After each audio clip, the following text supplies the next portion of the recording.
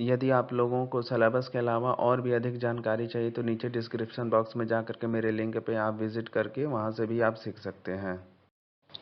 Disadvantage of AutoCAD. देखिए, इसमें दो तरीके के होते हैं। First primary disadvantage and secondary advantage.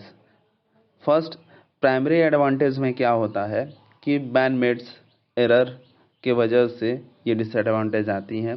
Secondary में क्या होता है कि इक्विपमेंट के एरर्स से ये डिसएडवांटेज आती है। प्राइमरी के बारे में बात करते हैं। प्राइमरी में देखिए स्किल रिक्वायरमेंट होता है, मतलब आपको प्रोग्राम को चलाना अच्छे से आना चाहिए और उसको समझ में भी आना चाहिए कि इसका कन्वर्सेशन कैसा है।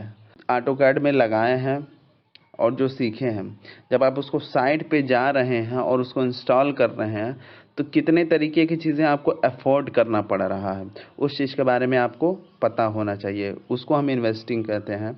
और इन्वेस्टिगेशन करते वक्त, ठीक है, आपको ये पता होना चाहिए कि आपका अलाइन लाइन टू लाइन मिल रहा है कि नहीं मिल रहा है। कोई डाटा में तो एरर तो नहीं ना है। अगर डाटा में एरर आ रहा है तो आपको डाटा को फाइंड आउट करना होगा कि क्या गलती हुई है और किसके द्वारा ये बनाया गया है और उसने क्या डाटा मिस किया है। तो ये सारी चीज़ें आपको पता होनी चाहिए, ठीक है। और देखिए, ज़रूरी ये नहीं कि आपको पूरा कमांड आ रहा है तो आप ऑटोकैड चलाने में एक्सपर्ट हो गए हो, ऐसा नहीं है।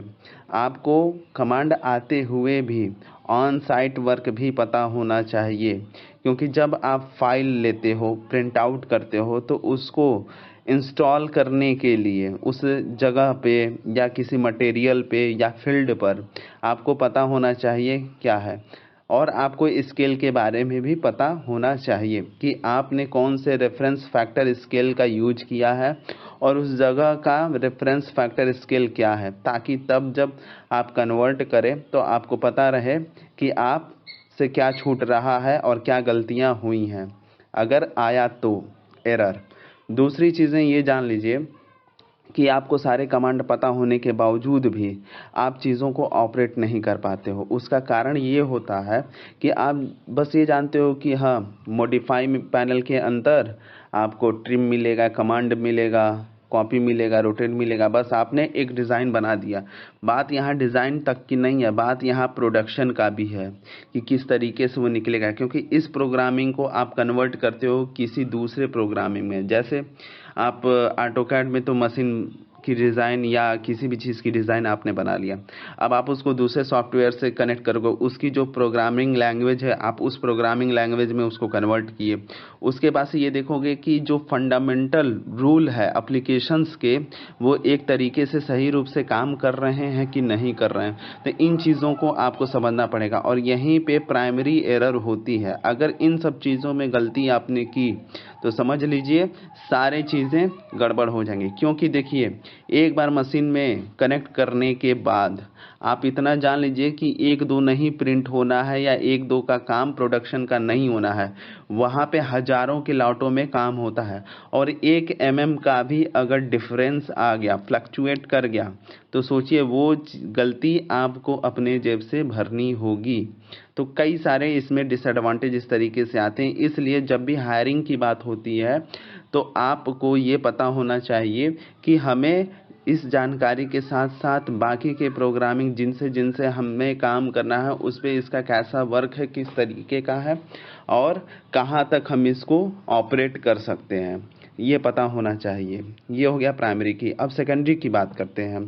देखिए, सेकेंडरी में होती क्या है कि जो भी मशीन आप यूज कर रहे हैं या कंप्यूटर यूज कर रहे हैं तो उसकी कुछ हार्डवेयर रिक्वायरमेंट होती है।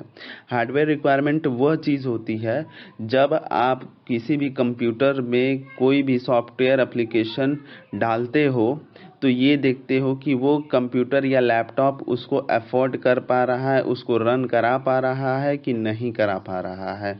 इन चीज़ों का ध्यान देते हैं।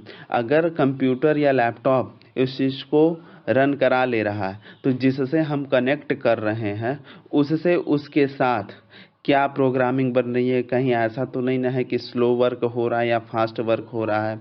यहाँ तक कि जब हम फाइल को कन्वर्ट करते हैं, एक फाइल से दूसरे फाइल में कन्वर्ट करते हैं, जैसे मान लीजिए आप पीडीएफ में निकालें, DWG में निकालें, DWX में निकालें, ठीक है, या DS फॉर्म में निकालें, जो भी आपका है, जो भी एक्सटेंशन फाइल जो भी आपके हैं, निकालते वक्त ये देखें कि उसकी प्रोग्रामिंग इक्विपमेंट से जो कॉन्फ़िगरेशन सेटिंग है वो सही है कि नहीं सही है, क्या दिक्कत आ रही हैं, लैग तो नहीं न कर रहा है। तो ये सारी चीज़ें सेकेंडरी में आती है।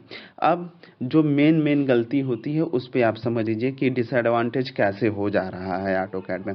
जो मेन गलतियाँ होती हैं वो ये है कि आपको सारी चीज़ें पता है। अब जैसे प्रिंट आउट आपको करना है, तो जब आप प्रिंट आउट करोगे तो प्लॉटर को जोड़ोगे, ना कि कोई प्रिंटिंग मशीन से। प्रिंटिंग मशीन ये जो एप्सन का आता है ना, A4 वाली साइज को जो प्रिंट कर देते हैं, वो छोटे तौर पे होती है। इसका बेसिकली यूज हम करते हैं, ज़्यादातर यही हम लोग चला देते हैं समझाने के लिए, लेकिन ऐसा होता नहीं है। आपकी जो ड्राइंग शीट होती है उसका एक पैरामीटर होती है, उसकी एक स्केल होती है, उसका एक अलग पेज होता है। तो जो आप उस प्लॉटर से निकाल रहे हो, आपको प्लॉटर के बारे में भी जानकारी होना चाहिए, ठीक है। कैसे आप प्लॉटर में सेंड कर रहे हो, प्लॉटर कितने पर मिनट के हिसाब से प्रिंट कर रहा है, एक पेज की थिकनेस के हिसाब से आप सारा काउंटिंग करोगे। तो इन सारी चीज़ों की जानकारी आपको होनी चाहिए। अगर ये नहीं बताया तो डिसएडवांटेज ये होती है, क्योंकि इलेक्ट्रिसिटी जो होती है उसकी भी खपत होती है, ऑपरेटिंग सिस्टम जो आप लेबर लगाते हो उसमें भी खपत होती है। तो मिला जुला करके क्या होता है कि जो पेमेंट होता है, या उसको आप दिहाड़ी कह लीजिए, जो भी समझ लीजिए, या उसकी सैलरी समझ लीजिए, वो एक्सीड कर जाती है। मतलब जितना आपको काम चाहिए रहता है उस हिसाब से आपको उतना काम नहीं मिल पाता है, बल्कि स्लो रेट में काम होने लगता है, ठीक है। तो आपको बेनिफिट होना बंद हो जाता है। तो ये चीज़ों को हम यूज करते हैं, ठीक है, कि हम अपने स्किल को इतना बढ़ा लें कि ताकि जब भी हमारा इंटरव्यू हो या कोई भी सेशन हो तो हम क्वालिफाई कर लें। और हानियों पे ज़्यादातर आप लोग ध्यान दीजिएगा, क्योंकि ज़्यादातर बाहर हानियाँ से ही पूछी जाती हैं कि क्या हानियाँ होती हैं। बेनिफिट तो सब बता देते हैं, ठीक है। अब देखिए, आपको किसी भी मामले में अपूर्ण जानकारी नहीं होनी चाहिए। अपूर्ण का इन द सेंस ये है कि अगर आप जान रहे हो कि ट्रिम जैसे काटने का काम करता है, तो वो कट क्या करता है, किस एंगल से करता है और कैसे करता है। क्योंकि देखिए, ऑटोकैड हमारा क्या है, कोऑर्डिनेट सिस्टम को फॉलो करता है, ठीक है। और आपको कोऑर्डिनेट सिस्टम के बारे में भी पता होना चाहिए। तो ओवरऑल अगर इसका निष्कर्ष निकाला जाए तो निष्कर्ष यही है कि अपूर्ण जानकारी न हो, ठीक है। और जो आदमी है जो भी ऑपरेट कर रहा है उसको स्किल के साथ साथ अपडेट होना भी चाहिए, क्योंकि अगर नया वर्जन आएगा तो क्या दोनों में अंतर है, क्योंकि ये हर साल वर्जन जो है चेंज होता है और मॉडिफाई होकर के आता है, ठीक है। स्किल के साथ साथ क्या होना चाहिए, अपडेट होना चाहिए, ठीक है। कनेक्टिविटी अनदर प्रोग्राम के बारे में भी आपको पता होना चाहिए और उसका ऑपरेटिंग सिस्टम पता होना चाहिए। अगर ये सारी चीज़ें अगर आपको पता है तो हानियाँ क्या होगी, कम से कम होगी। क्योंकि ऑटोकैड का यूज हम इसलिए नहीं करते हैं कि हम उस पर डिज़ाइनिंग का काम कर लेते हैं और ड्राइंग बना लेते हैं, नहीं। उसको हम क्या करते हैं कि जो मतलब वर्चुअल लाइफ जो होती है हमारी, उसको मतलब रियलिस्टिक में कैसे जब हम लाते हैं तो क्या हमको एफर्ट देना पड़ता है, उन चीज़ों को हम देखते हैं,